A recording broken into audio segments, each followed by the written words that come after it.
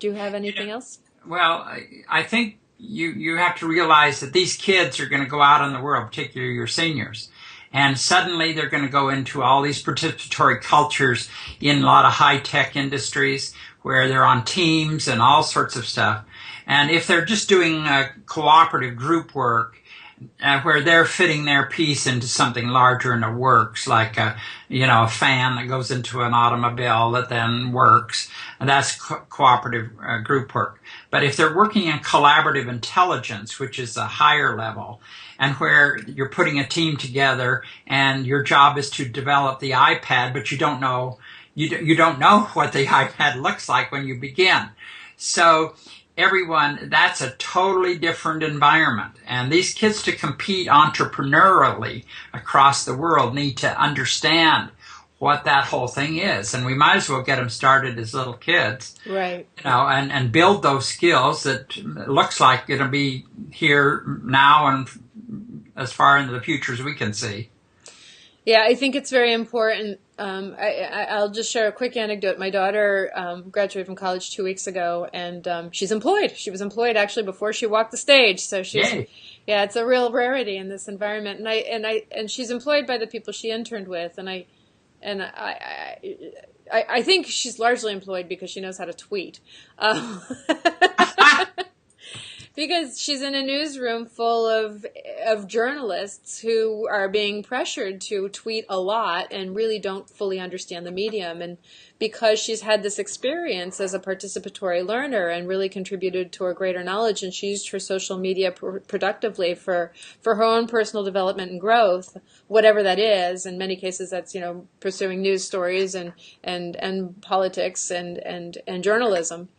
That it really helped her secure employment. And I think that that's an important distinction to make and a good lesson for learners. And we have to think about those kids who are graduating from college and what's going to make them marketable as they enter into the workforce. Well, I think it is pulling their social networking skills over into their academic skills so that they are prepared to contribute and build and grow and innovate and really create.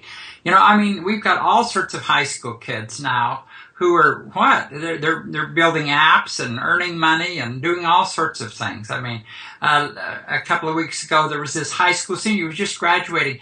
He has developed a nuclear power plant you can just bury in the middle of Africa. Just a small box you bury in the ground, hook it up, and it can't be used for weapons, but it will generate enough electricity for a moderate-sized village.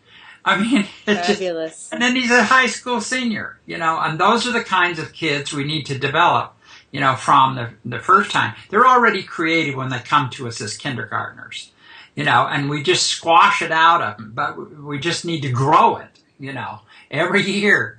And I think the Virtual Learning Commons is particularly for the part-time librarian. Mm-hmm. The librarian who is in 2 schools can have a single Virtual Learning Commons and then pit, 3rd grade over here with the 5th grade in the other school and do a learning. So they can be in the highest level of collaboration even though they're part-time. I think it is the answer to that. Otherwise, they sit and do administrivia, catalog the books, order and blah, blah, blah, and, train the clerks in the other 2 schools. Why not take half their time, work in the Virtual Learning Commons on real exciting learning experiences, and move to the Center of Teaching and Learning, even though they're part-time.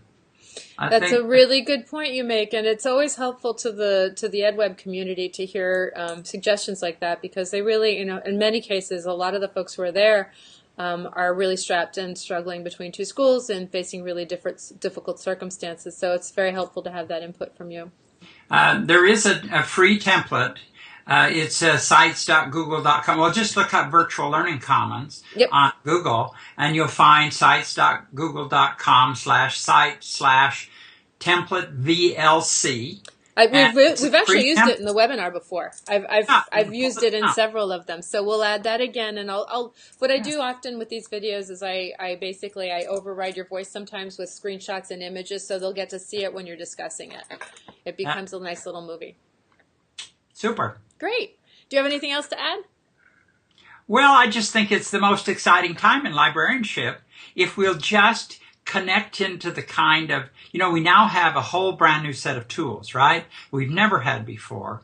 There's totally collaborative. We've talked about collaboration for what, 50, 60 years, and now we can actually do it. And that is it is the time to spread our wings and demonstrate that we are in the middle of teaching and learning.